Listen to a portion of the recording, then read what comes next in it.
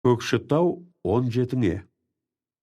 Еңбекші елдің ұлдары және ақын жазушы әншілері Сәбит, Хамза, Әлкей, Елжас, Қайып, Мажит, Ғабит, Құсайын, Мұсайып, Сапалай, Жұмабай, Өтебай, Сабыр, Қалмахан, Рахметжан, Бейімбет, Жұмахан 17-ңе тартамын. Қалжың. Тізілтіп 17-ңді атағаным, дөңгелек отырғызып матағаным. Сый тартып алдарыңа бар мәзір деп, бәрінен жол дәметіп баталғаным. Қазақта бұрын жыршы шайыр ақын тамағын өлеңімен айыратын. Жыр шерткен ақындарды алдына кеп мырзалар жолын беріп қайыратын. Мырзаны ептеп солай шабатұғын, ақынның мырза көңілін табатұғын. Лық етіп ет қымызға ат мінгізіп иығына жібек шапан жабатұғын. Таспаңдар, сендер маған шапан пішіп, мырза емессіңдер сендер берер ішік. Біздің салт бұрынғымен жер мен көктей, тоймаймын сендерден мен қымыз ішіп. Тартпаған бірімізге неге дербес, деспей көп, бар мәзірге бәрің селбес. Бәріңде ортақшылсың меншік шемес, сендерге жеке меншік ешкім бермес. Достарым, сөзім қалжың, әзіл жортақ, сөкпеңдер кейбір сөзім болса молтақ. Ойым мен жүрегімнің күй мен жыры ұлдары еңбекші тап, бәрің ортақ. Сәкен. Көкшетау. Арқаның кербес сұлу Көкшетауы, дамылсыз сұлу бетін жуған жауын, жан-жақтан ертелі кеш бұлттар келіп жүреді біліп кетіп есен сауын. 80 көл Көкшетаудың саясында, әрқайсы алтын кесе аясында. Ауасы дертке дауа, жұпар иісті көкірек қанша жұтса тоясың ба? Ырғалған көкке бойлап қарағайы, қасында көк жүректі әппақ қайың, жібектей желмен шарпып төңіректі балқытып мас қылады иіс майы. Қарағай биік шыңды қиялаған, еш адам оны барып қиялмаған. Шаңқылдап, тау жаңғыртып, шыңға қонып жалғызақ көк қаршыға ұялаған. Көк пеңбек шың басынан мұнар кетпес, басына атсаңдағы оғың жетпес. Бір жұтсаң Көкшетаудың жұпарынан, өлгенше көкірегінен құмар кетпес. Саралтын Көкшетаудың ерте кеші, тау мен күн сүйіскенде еркелесіп, суретті шежіресі өткен күннің сілекей ағызады ертегісі. Талай сыр ертегіні ел айтады, ызыңдап таудан соққан жел айтады. Сырласып, сыбырласқан жапырақтар күндесін күңіренген көл айтады. Толғанып төмен қарап шал айтады, тамсанып таңырқанып бала айтады. Тау тасты тұнжыраған куә қылып, от басы, қатын қалаш бәр айтады. Ертегі болмаса да хатта қалған, аузында шежіренің қартта қалған, қарттардың баян қылған әңгімесін есткен кейінгілер жаттап алған. Жеке батыр. Болыпты баяғыда жеке батыр. Тау бағып жатады екен тігіп шатыр. Бір күні қарауылда қалғып кетіп, сол батыр бүгін күші ұйықтап жатыр. Сол батыр осы күні бір үлкен тау, көз жұмған көкке қарап, сыры үлкен тау. Ұйықтаған батыр дейді таудың атын, адамша көлбеп жатқан қыры үлкен тау. Батырдың 40-қа таяу келген жасы, денесі биік жота, таудай басы. Сақалы төсін жапқан қыр мұрынды кеулі басты жатыр дулығасы. Бурабай. Тағы бір ақбас бура емес атан, жүріпті Көкшетауды қылып отан. Мұны да көзі көрген қарт айтады тыңдаған әлеуметке алқа қотан. Тағы екен, жанға ұстатпай жүрген қашып, күркіреп тұрады екен көбік шашып. Бір көлді мекен қылып күнде келіп суышып кетеді екен алшаң басып. Дүниеде әрбір бөлек жердің аты, себеппен қойған бәрі елдің аты. Бурабай атаныпты содан бері ақ бура мекен қылған көлдің аты. Möп мөлдір Бурабайдың суы күміс, көргенде шаршаған жан алар тыныс. Мін белеп, қоршалаған шымылдықтай қарағай қайың менен қалың жыныс. Ақ көбік көпіреді күміс судан, сан сұлу сол көбікпен бетін жуған. Көл басы бірде күңкіл, бірде ушу, әңгіме сансыз сырлы ертек туған.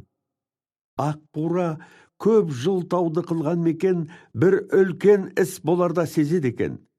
Ол істі елге айтқандай маңайдағы бақсыдай тауда азынап кезеді екен. Шабысып, бірін-бірі ел қуар болса, не өлмек, не бір батыр туар болса, немесе бір апатқа ел ұшырап, кәр жас бетін жаспен жуар болса, бақсыдай бура азынап жүреді екен.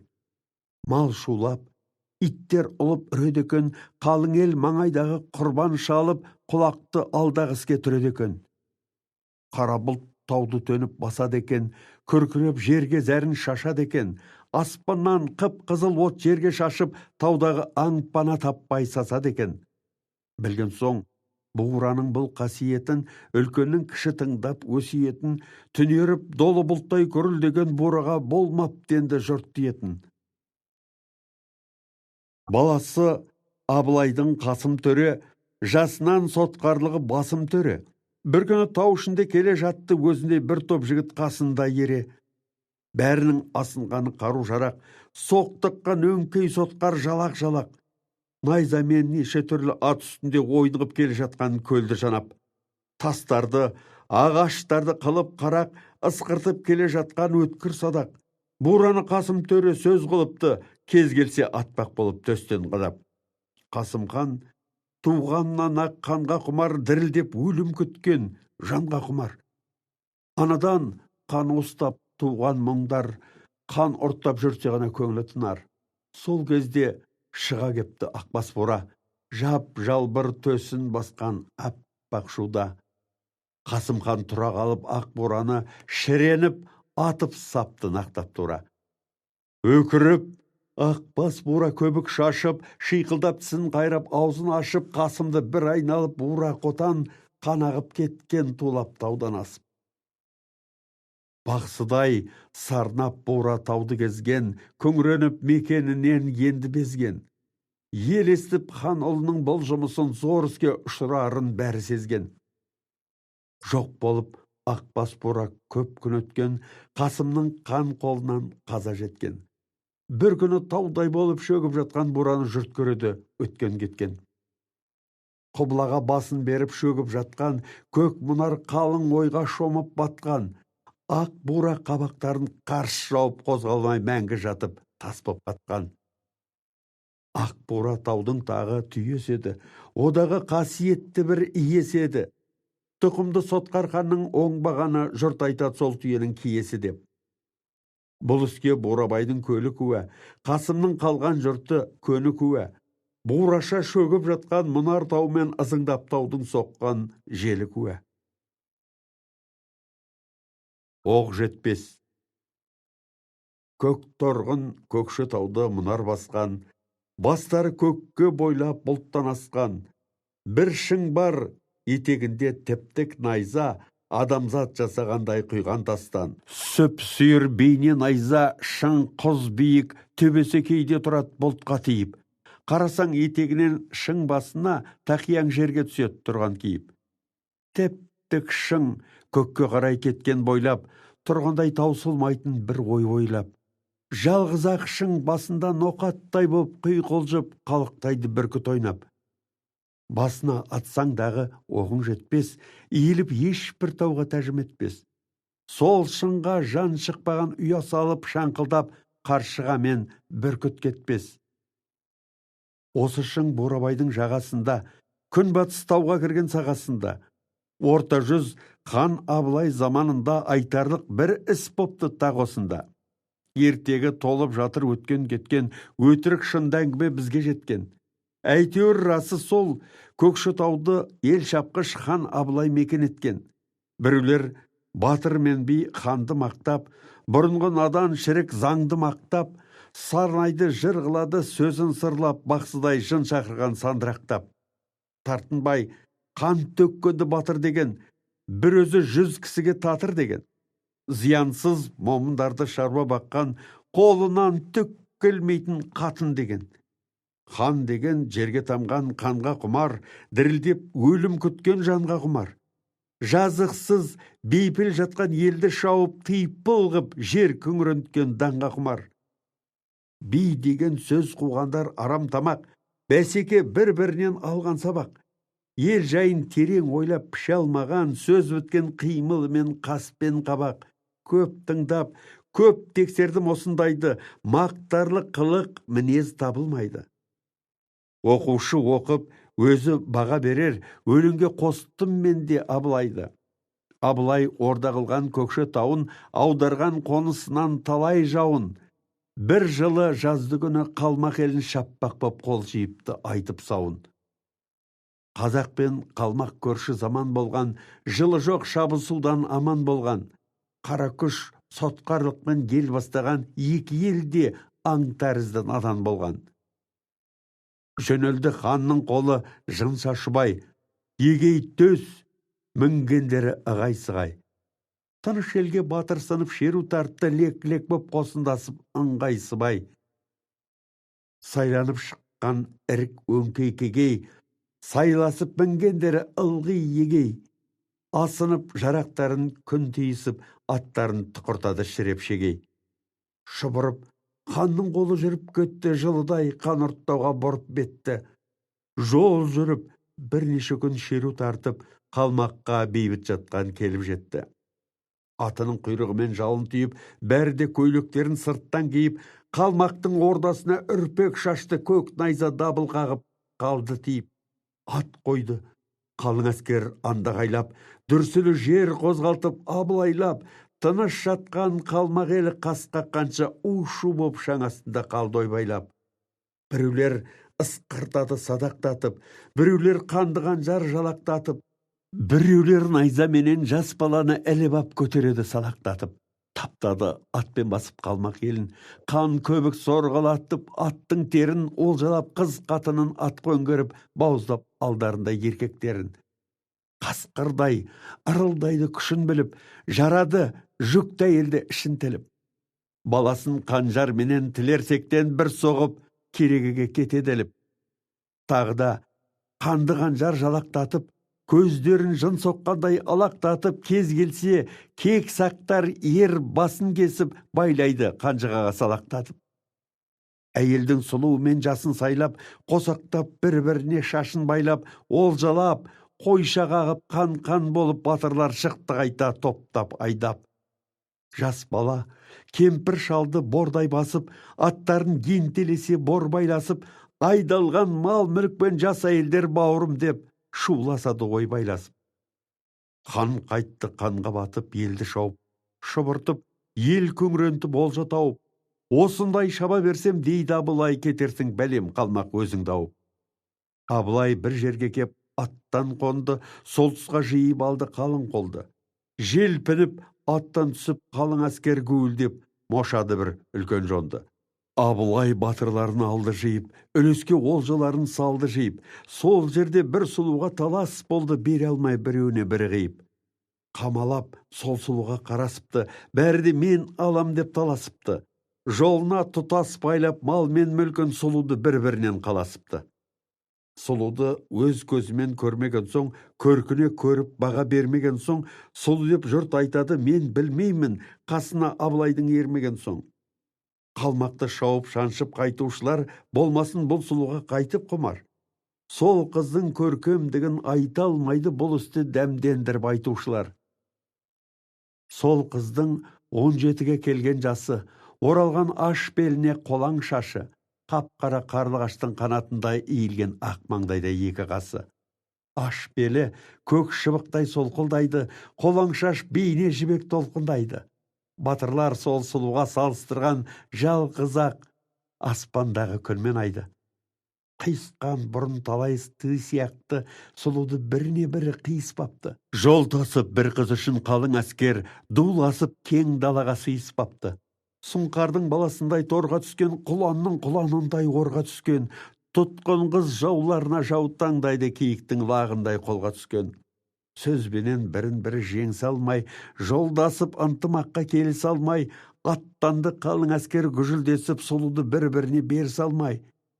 Жеткенше соныменен Көкшетауға, ала алмай бір-бірінен сұрап сауға, қалың қол Бурабайдың сағасына кеп қонды, бітім қылмақ таластауға. Түбектей айнала тау, берік қорған, қаптаған тау мен тасты қап-қара орман.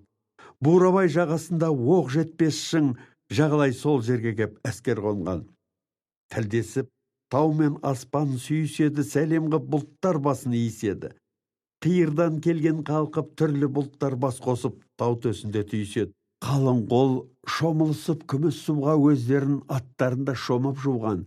Тігісіп, шатырларын тыныққан соң таласты, айналдырды үлкен шуға. Жаутаңдап, тұтқын қыздар жауларына, еліңдеп құлақ салып дауларына. Бәнде боп қасіретпен қарасады, матаған қол аяқта бауларына. Желбіреп, алқа қотан шатырлары айтысып, сұлу үшін жатыр бәрі.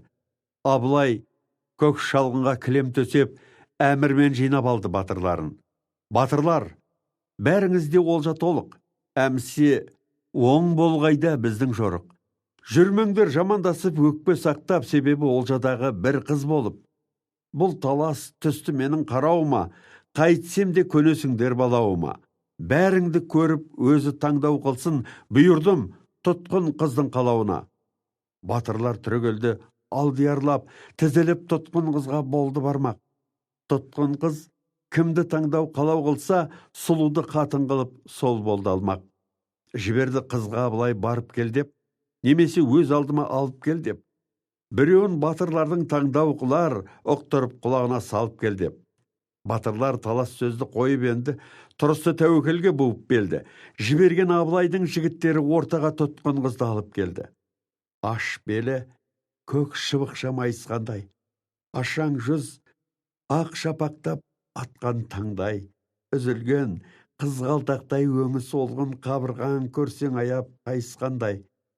Секілді қолға түскен бала киік, мергенің әлсіреткен оғы тиіп. Күйікпен қасіретін жасыра алмай кеп тұрды хан алдына басын иіп.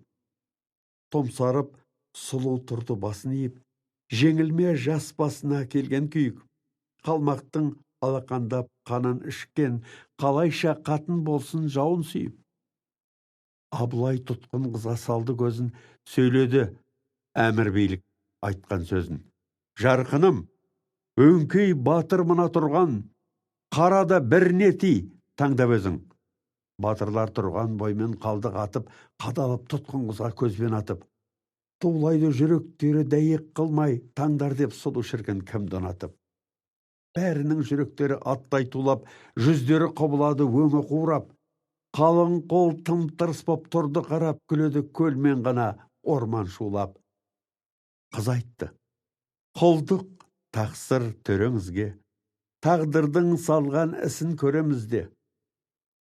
Адамды жете байқап сынамасақ, бір көріп тура баға береміз бе? Я тақсыр, менен таңдау сұратсаңыз, бұл істі осылайша ұнатсаңыз, таңдайын төреңізге құлдық айтып өнерін батырлардың сынатсаңыз. Тиейін садақ ұшқыр мергеніне, көзімен асқандығын көргеніме, байланған мына шыңның қақпасына жаулығымды атып жығып бергеніне. Абылай берді қыздың тілегіне, серт болды батырлардың білегіне. Етектен шың басына көз жіберіп, зор күдік кірді әркімнің жүрегіне. Қыз шешті орамалын беліндегі, бір адам серт қып берген еліндегі. Сағымдай көз алдынан ағып өтті жас өмір туып өскен жеріндегі. Жібекпен шай орамал кестелеген, айнала жазуы бар, есте деген. Егерде айтқан серттен таяр болсаң, мейлің жырт, мейлің өрте, шеште деген. Жұмбақты жазуларға қарап алып, тастады хан алдына орамалын. Батырлар қозғалысып жапырласты, ентелеп хан мен қызды орап алып. Абылай түрегелді, даусын кернеп, сөйледі қолжадай боп, қолын сермеп. Батырлар, бір қызық сын келді міне, мініңдер аттарыңа жылдам ерлеп. Ыңғайлы бір 10 жігіт сайлансын тез, орамал шың басына байлансын тез. Садақ пен құлаш сынар кезі келді, серіппе садақ оғы, қайрылсын тез. 10 жігіт белге байлап арқан жіпті, мысықша өрмелесіп шыңға шықты. Байланған серт орамал найза қашты, ырғалтып шың басына әрең тікті. Батырлар даярланып баптанысты, белсеніп оңтайланып аттанысты, шіреніп үзеңгісін сықырлатып айтулы жерге шығып саптанысты. Қалың қол, гуілдейдан таласқан бәсеке бір қыз үшін тайталасқан. Бір тасқа топ жанында қыз да шықты, тартыстың себепкері жанталасқан. Кей батыр ойқас тайды оғын сайлап, кей батыр безейді оғын өткір қайрап. Шыңдағы орамалды оқпен ілу әркімнің тілегіні я құдайлап. Орамал желбірейді қойған байлап, Абылай атыңдар деп шықты айғайлап. Батырлар шіренісіп тізбектеліп, тартысты садақтарын абылайлап. Дүмпілдеп, садақ оғы ысқырады, ойқастап аттар ойнап пысқырады. Ышқынып, жолбарыстай күшін өлшеп батырлар садақ оғын қыстырады. Әуені ысқыртады атқан садақ, қызда тұр тас басына көзін қадап. Етектен шыңға қарай көкті жарып, әндетіп тасқа тиген оқты санап. Қарасып, қалың әскер тұрдан талап, әркімнің шыңға ысқыртқан оғын санап. Қызыққан жас сұлуға дәмеліден қалмады оқ атпаған бірнен талап. Атқан оқ тасқа тиіп жарқылдайды, шыңға ойнап бала бүркіт шаңқылдайды. Оқтарын орамалға жеткіз алмай батырлар біраздан соң қарқындайды. Шіреніп, садақтарын шыңға кезеп, сығалап орамалға оғын безеп, дағдарды оғын ешкім жеткіз алмай ысқыртып садақтарын кезек-кезек. Еш қайсы сыннан сөйтіп өтпеген соң, қызға айтсын, өзін таңдау ет деген соң, оқ жетпес деген атақ қалыпты шын, атқан оқ нақ басына жетпеген соң. Бой. Кей шіркін, кейде серпіп қылаңдайды, кейде пәс, кейде сейдің сылаңдайды. Кейде жай кібіртіктеп ақсай жылжып, кейде ырғып ақ түлкіше бұлаңдайды. Сұлуша кейде әсемдеп бұраңдайды, мәстекше кейде мешет тұраңдайды. Көрмеге байласаңда жерді тарпып толпарша кейде шапшып тұра алмайды. Күй шіркін әуел құлаш салған еді, шалықтап өрттей жүйткіп жанған еді. Дестелеп Көкшетаудың ертексін тізбектеп біраз жырғып алған еді. Әйткенмен шіркін жүйрік талған еді, қарқыннан біраздан соң танған еді. Оқ жетпес ертегісін бітіргенде үзіліп жыр тізбеге қалған еді. Бас жағы бұл ертектің жазылғалы, әңгіме белуардан қазылғалы. 2-3 жыл болса дағы кейінгісін жазуға қалам алдым қазір ғана. Қалмақ қызы, жұмбақтас. Батырлар апырақтап, зорланысып, қамалды қалың әскер қорланысып, өрлігін кербес шыңның енді байқап үндемей ханда тұрды, зор намыс қып. Тұрды да, тас басында қалмақ қызы, таласып қалың әскер алмақ қызы, я тақсыр, 3-ке шейін бәйге қылам, өзіңіз ерік берген соң таңдатқызып. Бірінші сыннан адам өтпей тұр ғой, ешкімнің оғы шыңға жетпей тұр ғой. Мінеки, көріп тұрсыз оқ атуға еш батыр енді талап етпей тұр ғой. Енді 2 бәйге тігіп қарайында, көрейін не жазу бар талайымда. 3 сынның 2-інен озған ерді сыныма толған ер деп қалайында. Ойқастап, қызға бұлай жақын келді, ұнатып қыздың сөзін мақұл көрді. Жарқыным, енді бәйген қолдан келмес іс болып жүрмесін деп ақыл берді. Қалың қол тұрды қоршап анталасып, лепірген қарқындарын біраз басып, қамалға шауып қайтып кеп тұрғандай жауменен жағаласып жанталасып. Күлімдеп, алтын күнмен биік аспан, қарасып айна көлге жымыңдасқан, күледі айналатау қалың орман, тек қана үн шықпайды тұйықтастан.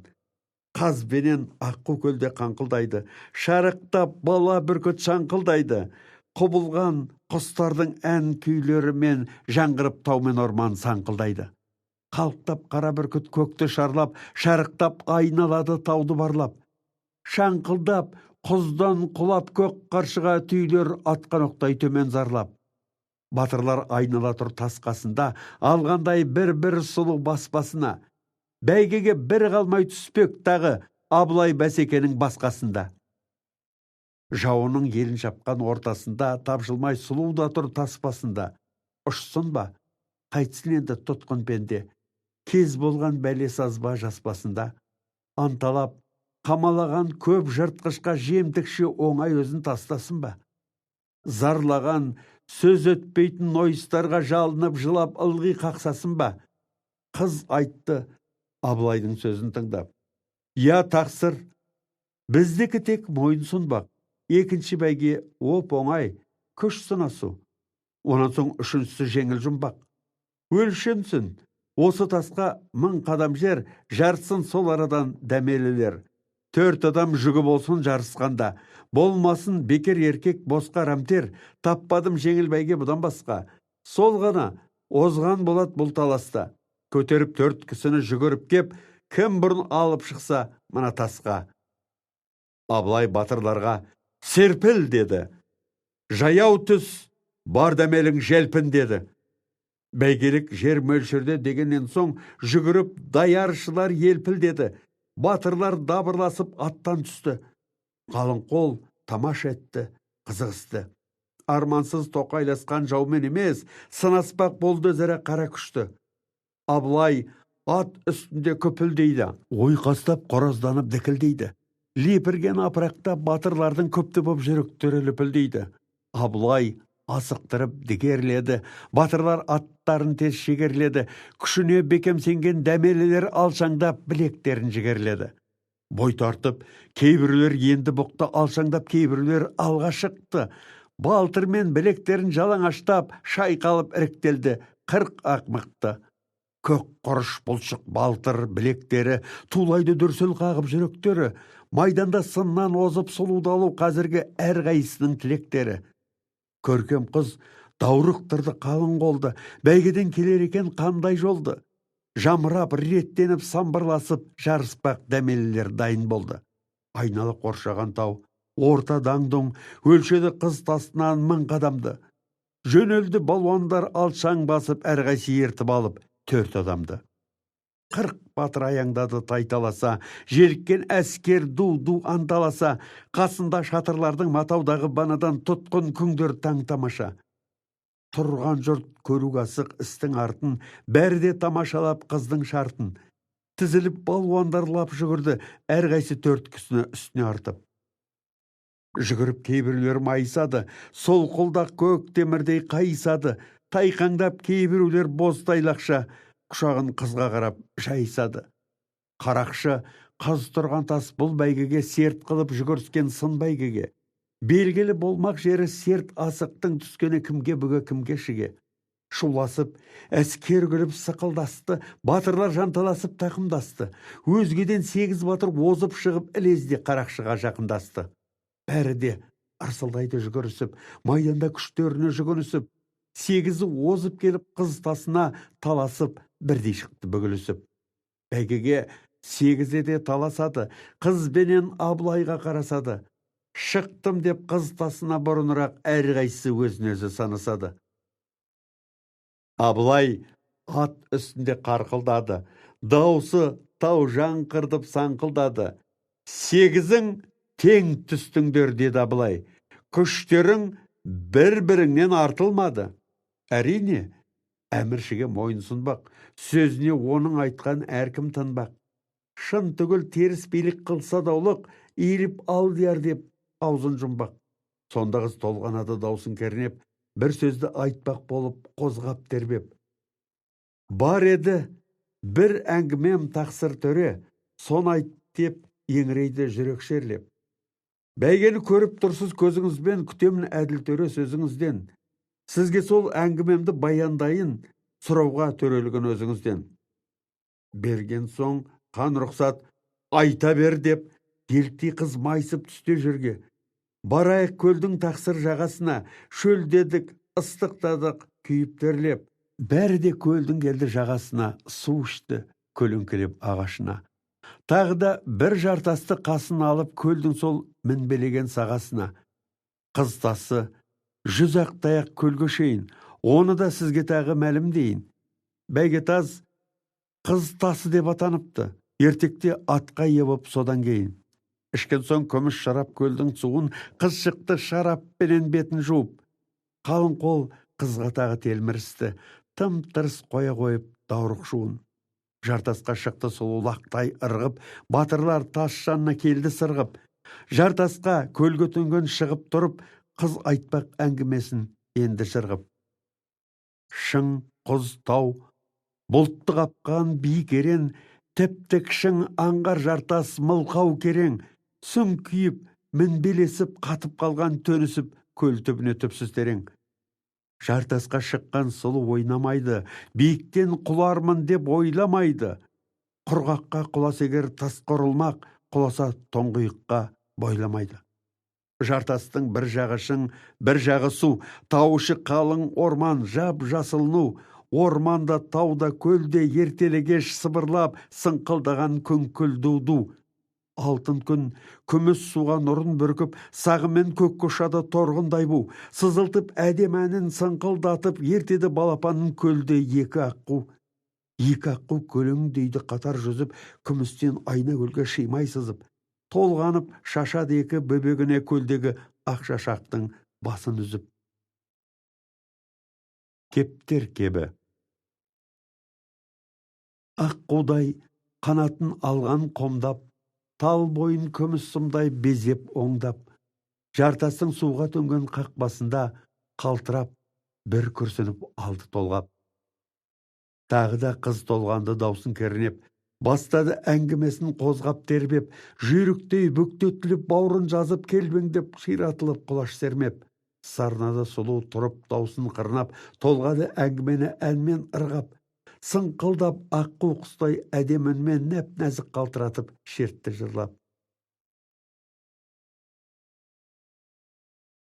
Арқаның бір тауының саласында, көгірай қиырсыз кең даласында сыңсыған қалың тоғай томарлы көл, солынудың құстары көп арасында. Солынуда бір құс көрдім кептер деген, жыртқыш жоқ, оның етін жеп көрмеген. Бәрінен жыртқыштардың қорғалайды, қорқады ең ақыры бөктергіден. Кептер құс бір терекке ұялапты. Еңбекке кептер байғұс тиянақты. Ақ үрпек көздерінде 4 баласы көріпті қара құстан қиянатты. Жыр қылмақ біреу бастан өткергенін, жыр қылмақ біреу азды көп көргенін. Я тақсыр, таза тыңдап төрелік бер, жырлайын бастан аяқ кептер кебін. Қара құс пен кептер. Тыныштықтан, рахаттан да бірдей жеріп, бала үшін жердің аңғай құртын теріп, тынымсыз кептер сорлы жүреді екен, жем тапса 4 шақаға әкеп беріп. Қаңғырған бір қара құс жемтік іздеп, баспалап, ұрын кепті оны көріп. Кептер құс ұясына келген кезде әлгі сұм ұстаяпты, аңдып тұрып. Кептерді өнер асып алғансыйды, құжыңдап арам шіркін арлансыйды, қорғансыз аңғал құсты бұғып, ұстап мақтанып, қоқиланып мардымсыйды. Мұршасыз кептер сорлы бырылдайды, тыпырлап қаны шапшып қырылдайды. Пәленің шеңгелінде сорланасын көрісап 4 балапан шырылдайды. Шырылдап 4 балапан жыласады, ес кетіп ұясынан құласады. Бізді же, анамызды қоя бер деп жалынып қара құстан сұрасады. Қара құс талайды азап қылдым дейді, осындай қолға түскен құлдың дейді. Құлашы сұңқардың да жетпей жүрген талайды тыпырлатып жылдым дейді. Талайға азаттықты бердім дейді, ақ жүрек көкті кезген ермін дейді. Дөп келдің шабытыма деп күледі, тоймасам өздеріңді жермін дейді. Мықтымсып, мүгедекті жеңгеніне мәз болар кептерге әлі келгеніне. Сорлыны босатарма топас мұңдар, қапыда ілінген соң шеңгеліне. Қара құс, кептер, лашын. Еңіреп 4 балапан шуылдайды, қара құс қоқиланып қимылдайды. Сол кезде аждақадай көктес қырған бірдеме жоғардан суылдайды. Ысқырып, көкті жарып садақтай боп, лақтырған жасыл темір қалақтай боп, көктен кеп, көз ашқанша жарық жұрқ етті, қара құс тоңқаласты, далақтай кеп. Далайып қалды лезе шеркін пасық, ағызып арам қанын аузын ашып, кептерді қоя беріп мыжырайды әлгіде қодиланған арам сасық. Көк қанат, лашын екен келген шүйіп, суылдап жарқ-жұрқ етіп өткен түйіп, бейші балаларын кептерді ұстап қарақұстың мойнын қиып қаратоғай ішін бағады екен. Аң дауысты естіп ағады екен, төрт жақаны отырғанда қарақұсты қағады екен. Кептермен төрт баласы қалды бұғып, қалың шөпке басын тығып, қонып лашын сөз қатқан жоқ. Бас бағысып шөптен шығып, бассам деді лашын қасқырдаймын, шық көрінгенге қас қылмаймын. Ажалдан құтқардыңыз ғайыптан кеп, өтеймін мұныңызды қалай шақтап. Жәрием қып, бүйтіп бізге келгеніңе арман жоқ, жауымызды жеңгеніңе. Баламын, төрт балам, мен сенің құлым, тақ тұрып батыр сенің дегеніңе. Төрт бала ризамыз деп бас ұрады, сөзіне анасының қосылады. Лашынға құлдық ұрып шуылдасып, ықыласын анасынан асырады. Бес кептер құлдық ұрып қоймаған соң, лашынның жауабына тоймаған соң шарт қойды төрт балаға лашын тұрып. Бұтақта біраз ғана ойлаған соң, төртеуің бір анадан туған егіз, ерекен, екі айтпайтын мынау дегіз. Ұшқан соң төртеуіңнің ең үлкенің бал уыз нақ төсіңнен тоят жегіз. Мінеки, менің қояр жалғыз шартым, алсаңыз ең үлкенін мойнын артып. Өздерің тілендіңдер құрбандыққа, алмаймын уәдені күшпен тартып. Тұрғандай лашын шартын ойланысып, бәрде ризаланды бойын сұнып, үлкені балапанның ризамын деп ант қылды иіліп кеп мойын сұнып. Лашын құс, күтем деді, ұшқаныңды, аңдаймын, ұшқаныңша дұшпаныңды, деді де, қош айтысып жөнелді ұшып, алыстан күтемін деп құштаршы. Бала кептер. Мерзімді соныменен күндер өтті.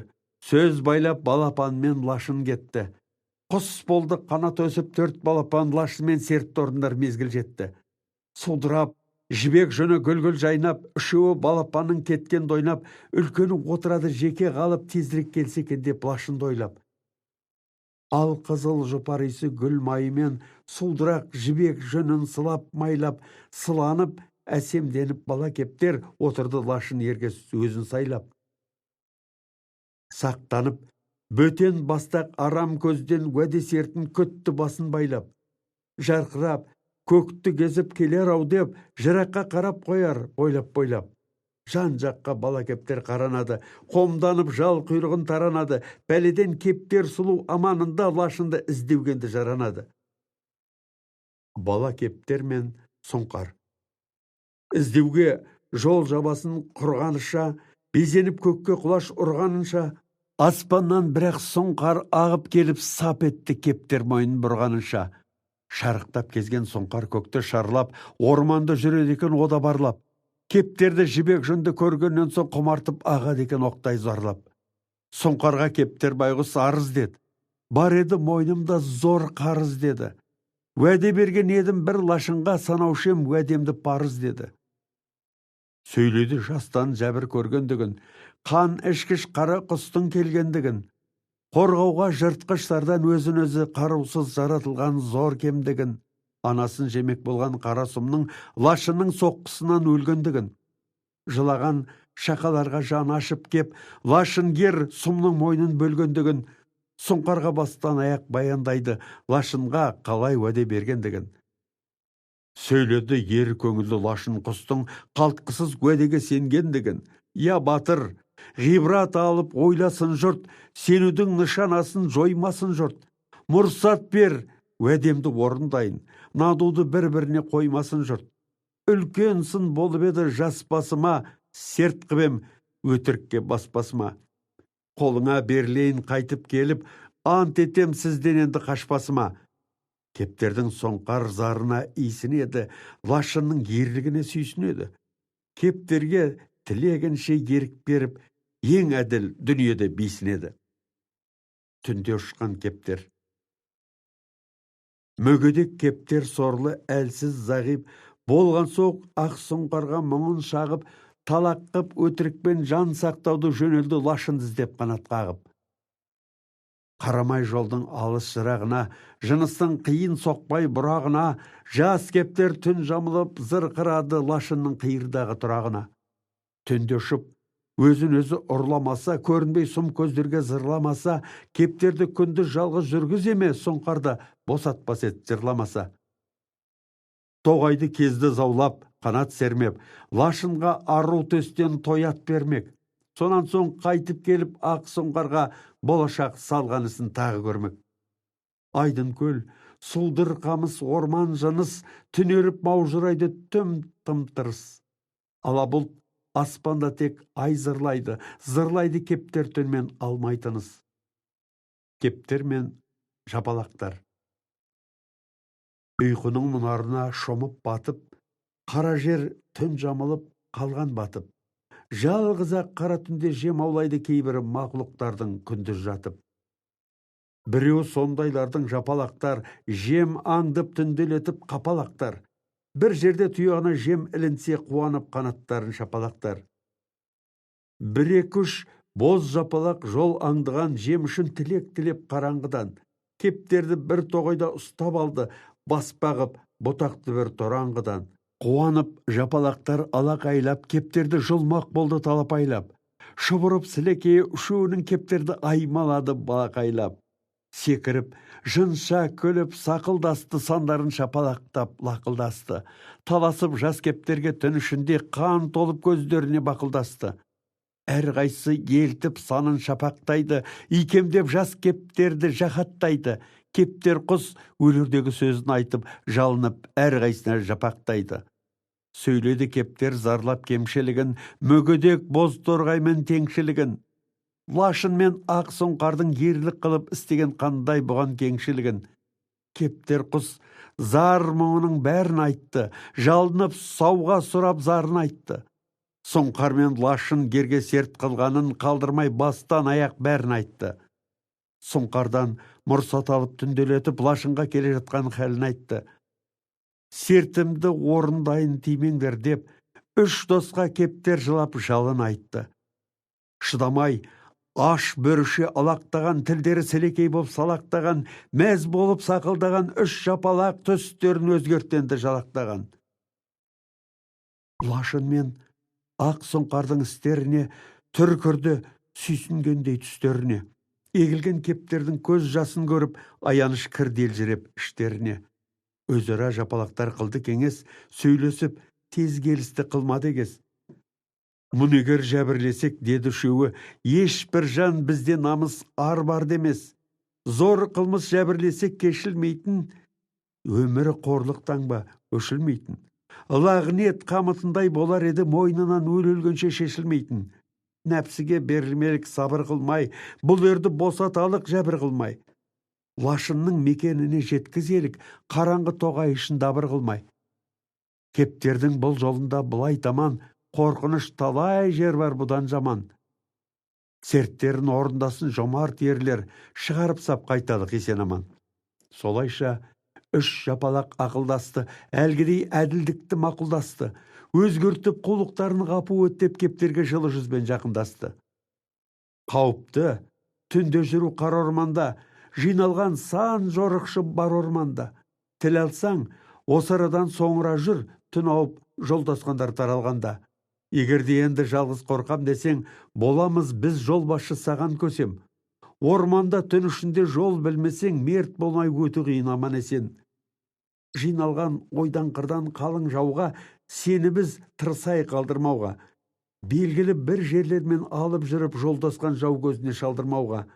Орманнан аман есен өткізелік, жөніңнен адаспастай дөп түзелік. Немесе ерінбелік, сертіңе жет, лашынның мекеніне жеткізелік. Жүруге үш жапалақ жоба құрды, істеуге сөйтіп ерлік бетті бұрды. Дағдылы, қараңғы түн қырандары кептерді түнделетіп алып жүрді. Қанды көз түн ерлері үш жапалақ, дағдалған түн қатуды қанды балақ. Тырс еткен сыбырларды білінбейді өте сақ, қарандады жан-жақ қалақ. алаңдап, әр дыбысқа тоқтап, тыңдап, мылқауша ишаратпен шапшаң амдап, орманның қара дүлей арасымен кептерді алып жүрді ептеп жымдап. Біреуі ылғи жымдап, екеуі кежеуілдеп жолды шалып, кептермен аман есен қош айтысты лашынның мекеніне әкеп салып. Күте алмай ренжітсек біз ғапу ет деп, кептермен қош айтысты сертке жеттеп. Көрсетіп, лашын қостың ұяғашын жөнелді үш жапалақ қайта беттеп. Кептер мен лашын. Сөйткенше талауранып таң көрінді. Рауанда батқан аппақ сам көрінді. Серпіліп, қара түннің көлеңкесі бозарып ала төбе маң көрінді. Лашынның кептер келді мекеніне, қуанды лашын орнында екеніне. Кептердің қорқпай бұлай келуінің лашын түсінбеді не екеніне. Лашынмен аман есен кездескен соң, жолық оңашада кездескен соң, лашынның сонда ғана төстесіне кептер құс бастан аяқ сөздескен соң. Сөз кебін шертті кептер бастан аяқ, жатырқап, лашын қостан жасқанбаяқ. Сұңқар мен үш жапалақ уақиғасын баянғып, бір мүлтігін тастамаяқ. Сөйледі кептер барлық сыр зарлығын, сұңқардың жомарттығын мырзалығын, кез болып қара орманда достық қылған үшірге жан тәнімен ырзалығын. Лашынға уәде серт бергендігін, түн қатып, сол серт үшін келгендігін. Сертімді бұзғанымша деді кептер, одан да артық менің өлгендігім. Сол сертті енді міне орындаңыз, жаныма батсадағы қорықпаңыз. Сол үшін іздеп келдім, деді әйтеуір сертіңізді толымдаңыз. Кептердің келгеніне азаптанып, сұңқардан, жапалақтан азаттанып, бәрінің жомарттығын салыстырып отырды лашан, қайран, ғажаптанып. Бәрінің ерлігіне сүйсінеді, лашында риза болып исінеді. Бәрі де менен артық жомарт ау деп, өзіне күмәнденіп түйсінеді. Кептерге айтты, саған тия алмаймын, сен енді жем қылуға қия алмаймын. Басқалар жомарт болған бір тоятқа қалайша қызығуға ұялмаймын. Сен келдің, уәдеңе сода татыр, тиюге саған қалай бармақ батыл. Мен риза, қайт деп енді берді рұқсат, тимеді кептергенді лашын батыр. Кептер мен бүркіт. Кептер құс риза болды көңілі тасып, лашын мен қош айтысты төсін басып. Лашын парызынан құтқарған соң, жөнелді зулап ұшып белден асып. Ұшады кептер талмай сермеп күшін, тезірек ақ сұңқарды көрмек үшін, жомарттың билігіне енді мүлде апарып өзін өзі бермек үшін. Таң атқан, үрпек бас, шақ, алаң келең көрінді орман көлдер ойқыр белең, оянып ұйқысынан босша торғай үрпейіп қаранады еті белең. Бір бүркіт, таудан ұшқан тоя таулап, орманға кеп тиетін дайым жаулап. Орманды мүлгіп тұрған у-шу қылды, тиіп қап бір бүйірден оқша заулап. Бұл бүркіт қу жем үшін ойды кезген көркем шын кербез биік тау. Тоғайдың бейбіт жатқан жәндіктерін әдеті талғамастан бәрін езген. Тамақсау, әңгі бүркіт ұшқан қаңғып жәндіктің бейғам жатқан кезін аңдып. Жас шақа балапандар кездесе де ұстайтын оларды үлкен. Бықпырт қып, сан уақ құс балаларын зарлатқан орман ішін у-шу шаңғып. Қыратын көбінесе әлсіз аңды тыныш жатқан қар орманды сонша лаңғып. Қимайтын тау бүркітін мұнда іске сырт келді кететұғын тіпті таңғып. Орманды бүркіт сөйтіп бүлдіретін, қан қылып жүрген жерін былғап саңғып. Түрлі құс орманды ұйықтап жатқан жиын шошынып оянасап қорға дүйін. У-шу боп жандарынан түңілісті, бүркіттің аш қарында көріп күйін. Лезде азан-қазан бықпырт қылып орманның даңғой бүркіт берді сыйын. Ордалы ұяларын талқан қылып, сан құстың жүрегіне салды түйін. Бүркітке ерген тағы топты құзғын, жем үшін жаннан безген қалың ызғын. Көліккен қан ішкіштер кімді оңдырсын, қан тырнақ көрмеген соң ешбір тізгін. Іледі бүркіт сөйтіп талай құсты, әлеумет есіттің бе мұндай істі. Бұғалмай, сол орманда әлгі кептер бүркіттің шеңгеліне тағы түсті. Жібімей, кептер құстың жылауына, зарланып көздің жасын бұлауына, тау бүркіт жөнелді алып мекеніне кептердің назары салмай сұрауына. Әлеумет, бұл көп енді доғаралық, бұл істің сарыарқада болған анық. Білмеймін ендігісін не қылғанын, кептерді кетті бүркіт жоғары алып. Мойнында тау бүркіттің мың сан жаза, тартылмақ мың жазаға бірақ саза. Алдырған балаларын таппай ма іс асқынған бір күн қаза. Қиюлап айталмадым сөздің көбін, сырлығып сөз айтуға жоқ едебім. Төрелік сұрайын деп, қай құс әділ әдейі баяндадым кептер кебін. Жыр қылмақ біреу бастан өткөргенін, жыр қылмақ біреу азды көп көргенін. Қай құстың ерлік артық шешіңіздер, әдейі баяндадым кептер кебін. Бұл жырым түсінбегенге жұмбақ сынды, жыр қылдым түсінгенге болған шынды. Бұл жұмбақ дегендерге шешкіз тақсыр, сөзімді жұмбақ болса қылмаймынды. Бұл сөзді төрелікке жырғып тартып, сын тілеп бәріңізге тұрмын артып. Тау бүркіт, сұңқар, лашын, үш жапалақ айтыңыз, қайсысының ерлік артық? Қыз бен әскер. Қыз тұрды айтып болып кептер жырын, күрсінді аршығандай көңіл кірін. Төнерген тоңғиыққа құзда тұрып, ағытты күйікті қыз бірәз сырын. Домалап, көзден тамған жасын сүртті. Ашқандай мөлдір жаспен көздің нұрын. Қалың қол, қалша қарап қалдық атып, жоғалтып, әңгадырлық сеспен қырын. Жауынгер батырсынған қалың қолға болмады жырдың арты онша қырын. Тым тырыс қалшиған қол біраздан соң қозғалып сөз қатысты бірін-бірін. Тұтқын қыз, әскер ессіз болған құмар, сымбаты көкөрімдей шыбық шынар. Беліне дөрекі қол тисе нойыс, дередің гүл сабақтай оңай сынар. Түксиіп Абылайда тұрды тұйық. Манадан сесі кеміп төскен иық. Түнеріп төмен қарап үндемейді, басқадай тұншықтырып түн тоңғиық. Қол тағы жамырасты гүжілдесіп, әлезде гулеген үн тағы да өсіп. Әркімде бұл жыр жұмбақ десе дағы, шықпады қыз жұмбағын ешкім шешіп.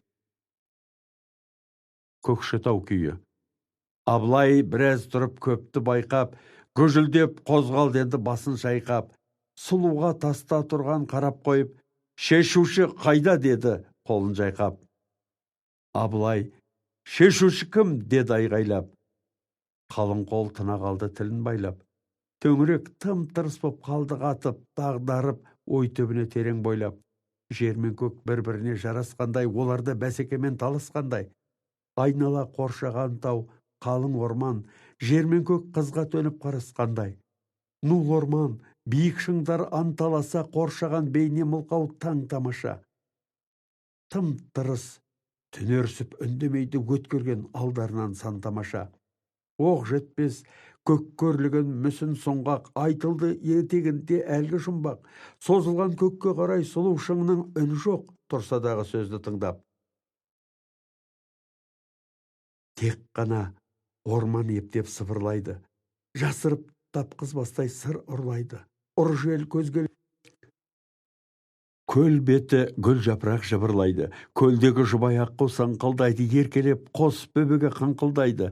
Көлдегі мың түрлі құс күйге балқып, мас болып, жаз иісіне маңқылдайды.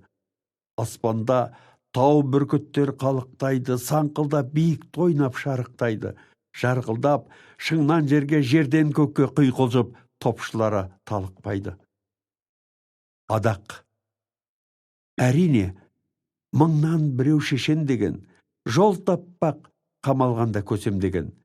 Тым тырыс тұрған қолдан шықты біреу, жыр қылған қыз жұмбағын шешем деген. Ежелден бәйге десе әркім қозбақ, дәмелі қызықтыға қолын созбақ. Қызықты затқа ұмдалса көп дәмелі, әрине ебін тапқан біреу озбақ. Күресте жеңі далып, дауда шешен, ақылмен болжау істе қырағы озбақ. Жұмбақтың көп қамалған кілтін тауып төреге қолын созды бір ер боздақ.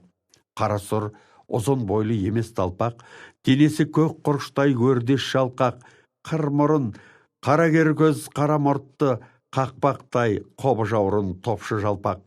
Солқылдақ көк құрыштай біткен тіптік, жараған аш бөрідей белі жіптік, ыңғайлы, сұлу сыйда сұңғақ дене жараған бәйгекердей ықшам сыптық.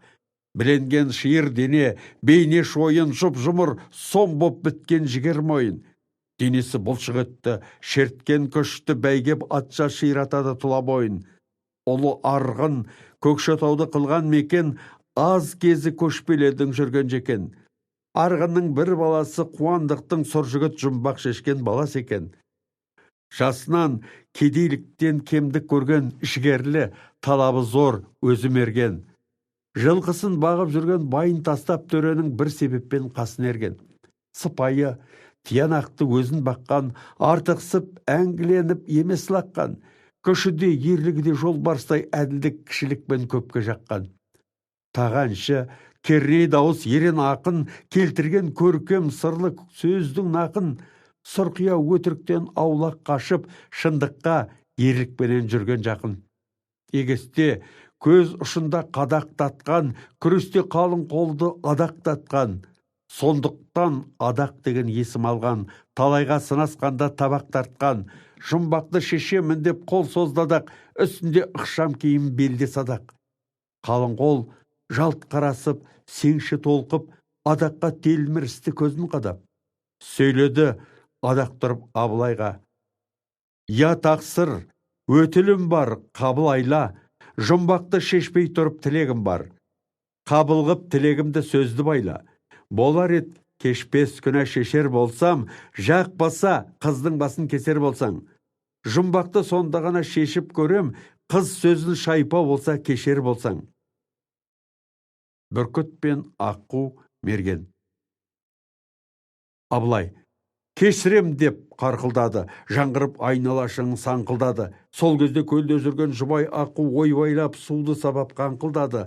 Тұрған қол кенелмекке гүлеңдесіп, толқыды көлге қарап елеңдесіп. Қараса, ойран болып жұбай аққу заулап жүр көл үстінде көлеңдесіп. Сабайды көлді ойран қып суды шашып, қиқулап, аласұрып аузын ашып шулатқан екі аққуды бүркіт екен. Жөнелді бір баласын ала қашып. Көктен жай, төбесінен түйгендей-ақ, немесе түнде бүйі тигендей-ақ, екі аққу ойран болып бірге ұмтылды, зар илеп, ұяс өртке күйгендей-ақ. Аққудың ақ бөбегін көлденіп, тау бүркіт қуанғандай көкте күліп, зарлатып, атанасын сұңқылдатып, жөнелді шарық қөрлеп көкпар қылып. Тырнақты тырнақсызға шаппасың ба? Аңду шалу ебін таппасын ба? Аққудың балапанын алып бүркіт шырқады оқ жетпестің қақпасына. Көлдегі бейбіт құстар үрікті шошып, сүңгіді қорғалады, қашты жосып, әскерде қарап тұрған қайран қалды, қос аққу сыңқылдады даусын қосып. Зарлаған туған әке анасына, тау бүркіт көкпар қылған баласына жан ашып, кейбіреулер жабырқасты, аяныш кіргеннен соң санасына. Әлсізді, әлді жеген күші басым, жылатқан әлсіз болса қарындасын. Тұтқын қыз осын ойлап құз басында аққуға қарап тұрып төкті жасын. Адақ та қарап тұрып бойын тежеп, садағын қолын алып шертіп безеп, көксіңгі оғын іліп серіппеге бүркітке сығалады дәлдеп көзеп. Бұлтиған бұлшығытты құрыш білек, жиырылып, ырғатылды күшін білеп, атуға ыңғайланған жол барысша ышқынды екі бұтты керетіреп. Садақтың серіппесін ырғап тартып, шалқиды пәрмен жеже күшін шіреп, жеткенде оқ жетпестің құс басына садағын адақ мерген сілтедіреп. Ысқырды, садақ оғы көкті жарып, зымырап жарқылдады жолын қарып. Торғай боп оқ жетпестен қатарласқан үш қырлы оқ тау бүркіттен өтті дарып. Қаруын сан қылмыстың татарына, тап болды мерген дәлде батарына. Тау бүркіт төңкерілді жеткен кезде оқ жетпес нақ басының қатарына. Тау бүркіт қылығына жаза тапты, азырақ момын аңдар маза тапты. Лақтырған терріктей боп көлге күмпіп, қан боп қан құмар ер қаза тапты. Бүркіттің көкпар алып қашуына болмады оқ жетпестен асуына. Көзінше қалың қолдың қаза тапты, тура кеп шын мергеннің басуына. Шарықтап, балапандап кетті деген ноқат боп, оқ жетпестен өтті деген ешкімнің қиялына кірмеп еді, бүркітке атқан садақ жетті деген. Адақ мерген таң болып, әскер толқып дуылдасты, адақты көтермелеп шуылдасты. жаңғырты тау мен тасты көтерген сөз бәйгеден адақ озды, адақ асты. Алшитып, кәмшат бөркін тұрда бұлай, тамағын қорозданып қырда бұлай. Бағана, неге бұлай атпадың деп, адақтың қасына кеп тұрда бұлай. Бағана, бәйгеде сен жарысып пең, ортаға өнеріңді салысып пең, атқыштық күштілікті сынасқанда ондозбай өзгелермен қалысып пең. Немесе бағана сен атпадың ба? Атуға жүрексініп батпадың ба? Әйтпесте сұлудан сен дәме қылмай егіске түсуге әдеп сақтадың ба? Айтты адақ. Бәске тақсыр қатыспадым. Шыңдағы орамалды атыспадым. Сұлуды батырлардың бір алсын деп бәйгеге бекер түсіп шатыспадым. Әдейі батырлармен сынаспадым, әуре боп белді бекер қынаспадым. Жаңағы қыз жұмбағын естігенше әдейі тақсыр төре сыр ашпадым. Жұмсайтын бар өнерді керекске, әдейі салмап едім ерекске.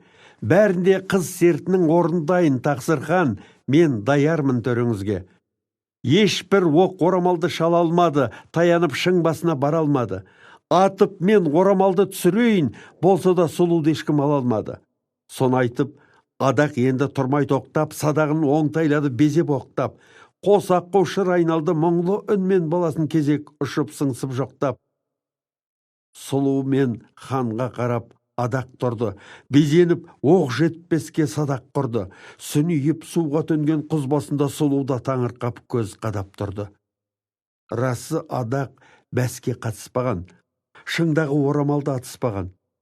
Апрақ, албырт, әңгі батырлардан бұл жігіт өзін аулақ жат ұстаған. Тұрғандай түпсіз терең ойға батып, қадалып шың басына қалған қатып, оқ жетпес өрдеш шыңмен арбасқандай тұрған ет жолбарысша көзбен атып.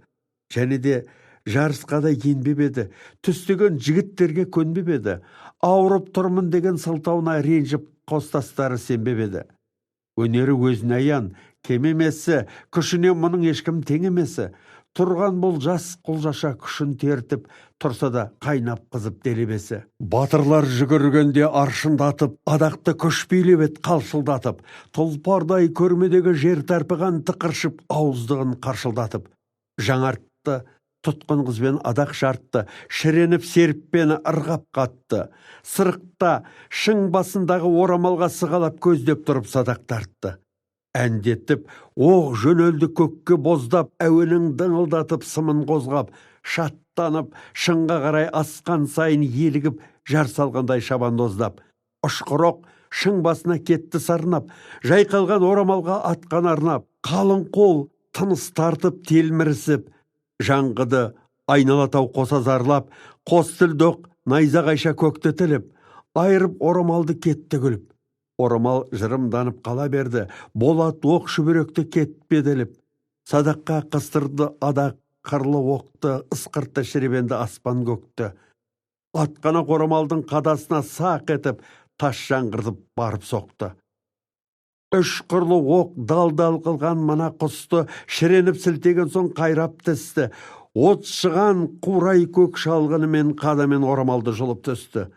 Адақтың оқ өзгеден ұшқыр ұшты, қос тілді жасыл құрыш үшкір үшті, басына оқ жетпестің оқ жеткізіп, өзгеден үздік болды, күш құрышты. Қадашты, орамалмен шыңнан жерге, тигендей ауыр құрыш ұшқыр ұшы. Оқпенен әлдіргенде орамалды қанғандай болды әскердің іш құрышы. Шуласты, адақты қолмын қабалап, қамалап қошемет қып жатыр талап. Қызулап төбесіне көтерісті құрметтеп айғайласып, көп жасалап. Адақты қамап жатыр құттықтасып, жапырлап кезек-кезек құттықтасып, жай көліп, адақ тұрды бәйген ұтып, әңгемес секретін асып-тасып. Қойқаңдап бөркін тастап шалқасынан, қошқардай байдың маңды марқасынан, Абылай адаққа кеп алғыс айтып, риза боп, қақты күліп арқасынан. Қыз жұмбаға. Енді қол жапырылды қызға қарап, бұралып құзда тұрған қызға қарап. Үлкендер көп жасалап, құттықтасты әзіл қып, бір келке жас қыз баталап. Қыз айтты Абылайға, даяр басым Тақсырхан, Жұрт кішкене аялдасын. Болса да адаққа мен тиер болдым, жырымның шешуінде баяндасын. Абылай қыз тілегін мақұл деді. Адаққа ортаға кел жақын деді. Кебіндей сұлу айтқан әнге салып, сезінді жыр қылып айт ақын деді. Шуласып, шешсін, шешсін деді көпте, шешуін қыз көбінің естімекке. Өзі де көпшіліктің құмар еді, адаққа жұмбақ денді шештірмекке. Адақ ақын. Адақ ер ыңғайланды даусын оңдап, лашындай шарықтауға қанат қомдап, шиырлып бойындағы күшін жиып жараған бәйге кердей бойын сомдап, қозғалды дархан ақын бұрағандай құлағын домбыраның көйлеп қолғап, боздатып күй сарының келтіргенде екпінін ерке шертіп кеңінен толғап, бой жазып бәйге кердей ойқастаған тұқырып, мойнын кезек оңнан солғап, орғыды бір бөгіліп, бір жазылып, құлашын қарыштауға жолын болжап, әскерде қамалсып тұрды жиын анталап, бір-біріне тіреп иін. Шешуі қыз кебінің не екен деп көрінген өңгелерге сонша қиын, ақырып құйқол жұтып шырқададақ, соққандай таудан ұйтқып долы құйын. Кең тастап көкірегін қобдиланып, серпілтті көк көрлетіп құлақ күйін. Әлеумет, сабыр етіп таза тыңда, шешілсін қыз байлаған жұмбақ түйін. Ұзатпай қыздың кебін баяндайын, тыңда да мейлің күйін, мейлің сүйін. Адамның бір жолдағы намысы бір, болса егер санасы бар, бірақ үйім. Жайылып бірден бірге бастан аяқ жыр болмақ бұл әңгіме елге дүйім. Ел менен ер намысын ақтай алмас. Ел шауып, ол жағылып алған бұным, хан да бар, қара да бар, бұл арада төрелік берерсіңдер әділ бейім. Жұмбақтың шешуі. Тұтқын қыз өз басының жырын айтты, жүректен жарып шыққан шынын айтты. Кептерді мысал қылып өз басына не көрген бала күннен сырын айтты. Зорлықтың жастан дәмін татқан екен, ауылын бір күн жау кеп шапқан екен, өлімнен атанасын жау қолынан лашындай бір еркез боп қаққан екен. Шапқан жау отырғанда саспай жайлап, атасын бауыздыға пышақ қайрап, зарлаған екен сонда бала сұлу жауынан рақым тілеп ағатайлап. Лашындай кез болған ер ойда жоқта, бүйірден тиген екен жау қайғайлап, ауылды бейбіт жатқан қырған жаудың лезде қалған екен өзі жайрап. Ер жігіт бейне лашын ала мойнақ, бүйірден жауға тиіп салады ойнақ, жұлады қара құстай жаудың басын боп келген бейбіт елді ала қоймақ. Әлгерге қыз әкесі барын сайлап, мал басын түгелмен тартқан айдап, көп сөздің ақырында лашын сындер, кетіпті қыз баламен бір сөз байлап. Кім көрген уәденің мұндай түрін, әңгімем естілмеген бұдан бұрын. Лашынмен кептер кебін айтты сұлу мысалғып, әлгігер менен сертті сырын. Күнаға бой жеткен соң батпай тұрып, әйелдік тұрмыс дәмін татпай тұрып, әлгерге бір түнекке кеп қайтпақ қыз қойнына күйеуінің жатпай тұрып. Әйел боп салмай тұрып басқа күндік, болатын болса дағы мейлі кімдік. Байласқан серт бойынша әуелі қыз әлгерге әйел болмақ бірақ түндік.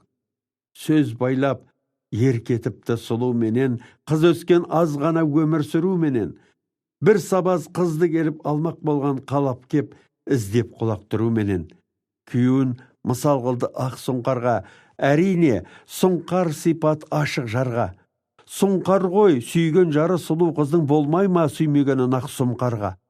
Әрине, күйеу отау тіккен аулақ, оңаша күйеу сонда жатпақ аунап, қасына алып келген қалыңдығын үйіріп, сыр ашысып алмақ баурап. Күйеуге қалыңдығын әкеп аулы, басына салмақ болған желек жаулық. Қыз сырын айтқан екен күйеуіне, екеуін қалдырғанда қосша баулап.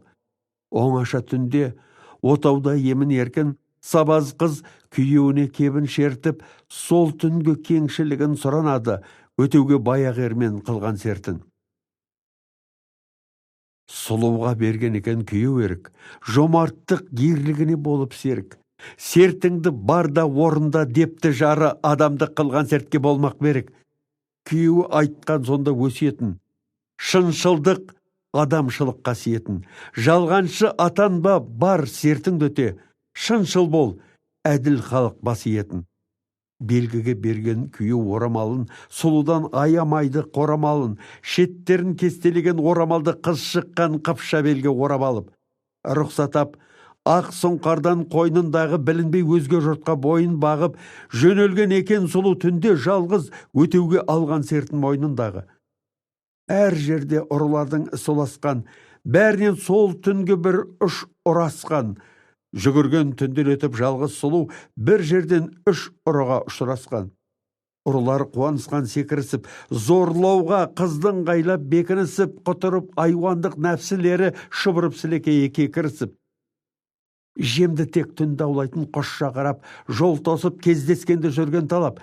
Кептер құс ұшырасқан түнді орманда мысал ғой, үш ұрыға үш жапалақ. Сұлуға үш қарақшы қызығады, көздері қарауытып қызынады. Айуан нәпсілерін тойдыруға естері алабұртып бұзылады. Бұралған көк шыбықтай көркем ару, нәзік қыз істей алмақ кімге қару. Іліксе арсыздарға мұндай олжа болады, тілектері итше сару. Қыз жылап айтқан екен барлық сырын, себебін келе жатқан бүйтіп ұрын, алдаушы болам ғой деп сенгі шерге жойма деп жалыныпты әбүйірін. Сұлудың сырын айтып жылағаны, жалынып көздің жасын бұлағаны, оятқан үш ұрының ар намысын кеңшілік олардан да сұрағаны. Құтырып қозған нәпсі басылады. Кешірім сұрап қызға бас ұрады, оянған адамшылық ар ұяты, айуан нәпсі жынын қашырады. Жаман ой, арам қулық бәрін тастап, құрметтеп, енді үш ұры қарындастап, сабаздың лашын сынды мекеніне қыз дертіп, түн ішінде жүрген бастап.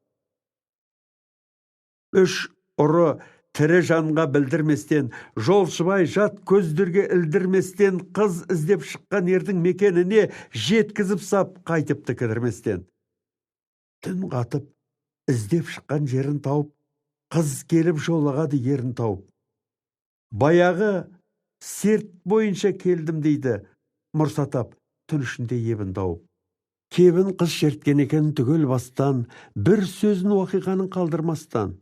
Күйеу мен ұрылардың кеңшілген баяндап ақтарғандай бейне дастан. Қалай ғып сұлу рұқсат алғандығы, күйеу жомарттық қып қалғандығы.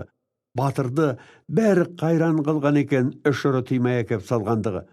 Сұлуға батыр енді дейді шырақ, оншалық аулың сенің емес шырақ, ризамын, қайт ізіңше, сертің бітті, қызықсам қалам ардан бір жапырақ. Ер арын қайтсын, енді зорласын ба, өзінде сұлуды да қорласын ба. Ұрын ер енді қызып бір шашаққа алданып, бұда жомарт болмасын ба.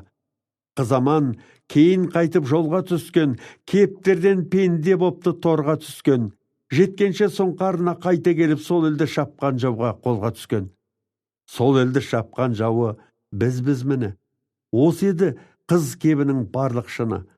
Тайлақша бәйге боп тұр мін ортада, біреудің маңдайдағы ай мен күні. Орманға тиген барып тау бүркіті, аңдарға ылғи момын жау бүркіті. Тақсырхан, сізге мысал айтылған сөз, жүрміз ғой десек тағы жауды үркітіп. Жазықсыз қалмақ менен жауласамыз, аянбай аңша қырып ауласамыз. Қалмақта ел өзіміздей деген болса, теңгермей бойымызға дауласамыз.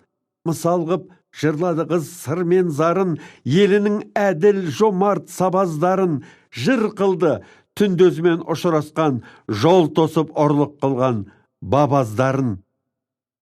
Бәрінің жомарттығы сүйсінерлік, әр елге осындай-ақ тиісінерлік. Жомарттық бізден мұндай табылмаса, мақтанған құр өтірік күйсін өрлік. Өлтірер деген еді ерді намыс, қоянды өлтіреді деген қамыс. Қыз денді олжаласақ елімізді не демек естісегер жат ел қалыс. Сабаз деп бұл сұлуды мақтар еді, момын деп қалмақ елін жақтар еді. Бізден де бір қыз сөйтіп зарлап тұрса, қиянат қылғандарды ақтар еді. Сөзденді бүркемелік етіп күлте, мұндайда керек емес мақта білте. Ханы да қарасы да арсыз деген келмесін ел бетіне шіркеу шілте. Қыз жырын сізге арнады төрелікке, болмайық тақсыр, бекер көр елікпе. естіген халық жерге түкірмесін, біз дағы әділ билік берелік те. Әлеумет, мойнымызға бұл бір салмақ қырылды, қолымыздан талай қалмақ. Күн сайын лағнат айтып отыратын боламыз, қыз дүй алмай қалай алмақ. Бұл сұлу бәйгеменді маған тиді, Тақсырхан, билігіңе басым дейдім. Олықсат бердім қызға, елін тапсын, олжаны ұры қиған мен де қидым. Тарқатсын нәзік тұтқын қасірет шерін, жарамды бір жүйрікпен тапсын елін. Еліне аман қайтып сұлу бикеш, өлмесе тауып алсын жомарт ерін. Ерік алған қыз бен ханның қолы. Иілді адақ ханға болып сөзін, кіргендей болды көпке біраз сезім. Бұралып қызда тұрған нәзік сұлу ырза боп тұрды, жылап сүртіп көзін. Абылай төмен қарап тұрды тұйық, ішінде тұншыққандай мылқау қиық. Ешкімде бұзалмады біткен істі, әскердің әргі сөзге көп ақ ұйып. Мінбелеп шыңдар көлгөшін еді, айнала көктен төніп өңіледі. Көлбеген бурабайдың айнаса шыңдармен көктен басын күні еді. Сұлудан дәмелілер үміт үзді, анталап, әскер шулап қамап қозды, ерік алып көкірек керіп демін алған жамырап, құттықтады тұтқын қызды. Қаранып, сұлу енді оң мен солға, сөйледі ханы менен қалың қолға. Тақсырхан, үлкен аға замандастар, кідірмей бет түзейін шығып жолға. Ойлап ем, сырымды айтып жыламаққа, жұмбақтап ханнан ерік сұрамаққа. Әдейі құз басына шығып едім, бермесе тұңғиыққа құламаққа. Тереңге төнген құзды сайлап едім, басына шығып кепті сайрап едім. Олжаға түсір болсам, құздан құлап өлуге белді бекен байлап едім. Рахмет, құтты болсын дегендерге, зарымды бүйтіп шешкен кемеңгерге. Тағы да адамшылық еткейсіздер олжа боп біздің келгендерге. Кідірмей бір жүйрікті алдыртады, ерлетіп қоржын доңдап салдыртады. Сусындап тұтқын сұлу киінгенше суартып, жетектетіп шалдыртады. Тұрды қыз сымдай болып белін қынай, қос бұрым сүмбіл шашы белін онай. Жеңген соң сұлу енді құрмет көрді, келгендей Абылайдың елін сынай. Сөйлесіп, анталаған батырлармен жүретін жолдың бағыт жөнін сұрай. Қалмақтың өзге тұтқын әйелдері қоштасы зар еңіреп жылай-жылай. Қыз бен кер көжек шапшыды, тықыршып кер бәйге сұрай, аузымен қос түстеген бейне құмай, жандыға шалдырмайтын желаяқты қусы да қос қанатты мейлі құдай. Көжектей қамыс құлақ сампыс құйрық бүгілген, баданы көз мінсіз сүйрік. Алмайды қанатсызды қапталына жүйткісе, көздеспес сағым жүйрік. Шетектеп, әлекедей көжек керді, серке сан, бота тірсек өжет керді. Шаужайлап аяңдатып бір жас жігіт тізгінін қатты қымтып тежеп көрді. Секіріп, аузын ашып көкке шапшып, көжеккер қобалжытты үстегерді. Желікті дәйек қылмай, тез пысқырып, шашпаққа бұрқыратып ащы терді. Жылқынып ауыздығын қарш-қарш шайнап, тұқырып құштарланып тарпып жерді. Шиыршық атып билеп шырқ айналды, уытты екпінімен шарпып желді. Атыспай Абылайдың қолын жеңген, жөнелмек алып сұлу кемеңгерді. Сұлуды кетпек алып құстай ұшып дегендей, тарқатсын тез шемен шерді. Аңғайлап қызға келіп, көжекті ұстап, мөлшерлеп қоржын қасап қорек берді. Жолшыбай су алуға керек